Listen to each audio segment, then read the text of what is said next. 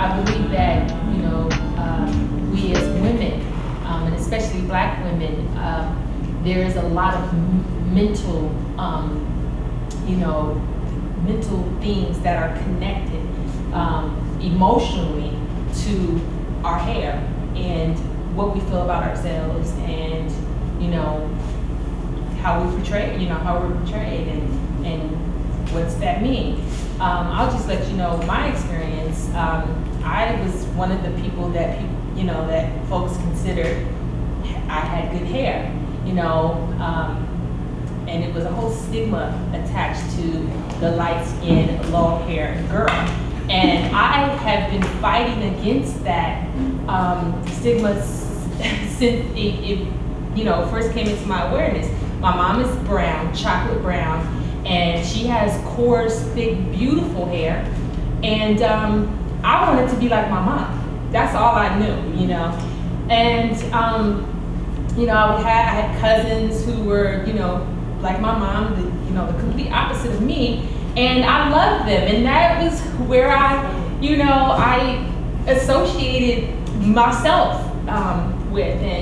And so when I would get people to say, oh, you have long hair and you have good hair, and I would be like, I would get an attitude like, what does that mean? Or so, or you know what I mean? And so as I got older, I had this natural hair, and it was big at first, and my mom would braid it, and sometimes I would get it blow dry and stuff, and then it would still poof out.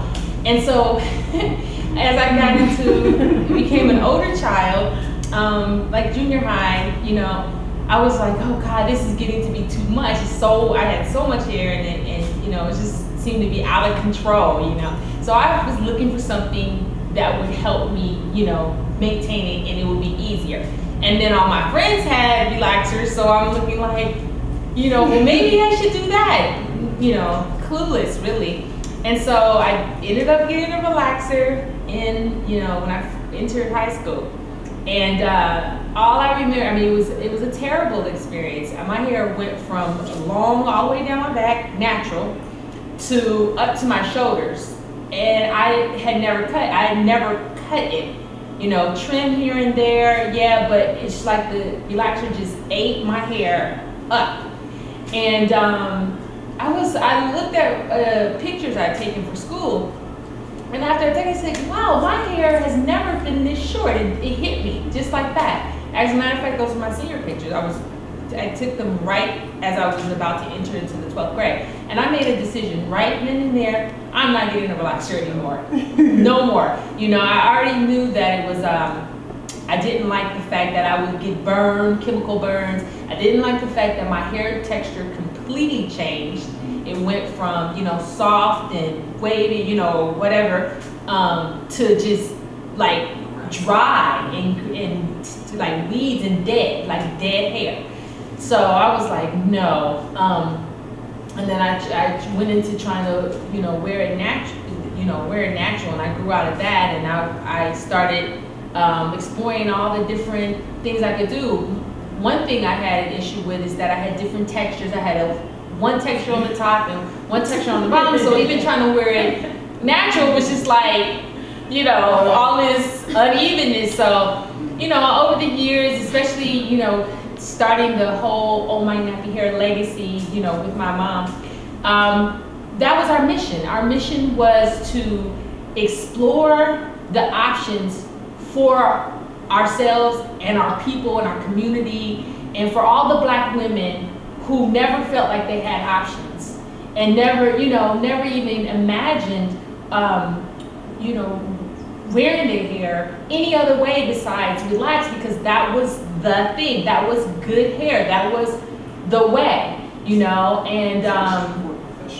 and yeah, definitely for professional women. Just anybody who wanted to be a non-threat and accepted, that was just not an option to them. So, our mission was to not only show the options, but to show options that were for professionals and for people who had any type of texture that wanted to define their curl. Because my definition of well, I would say nappy hair is curly hair.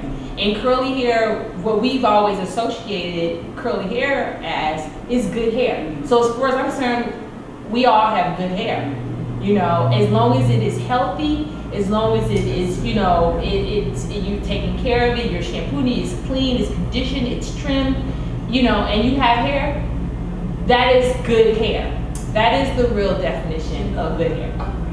As far as the whole good hair thing, I don't like for people to attach that whole concept to a straighter texture of hair, you know, and that is traditionally what, where that concept, you know, started.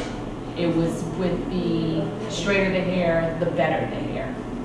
And, but I do agree with you as far as, you know, we've always had internal battles within our communities and within our race. And, you know, that goes a lot deeper. That goes a lot deeper than just hair. But hair is just one of the outward expressions of our true feelings of self.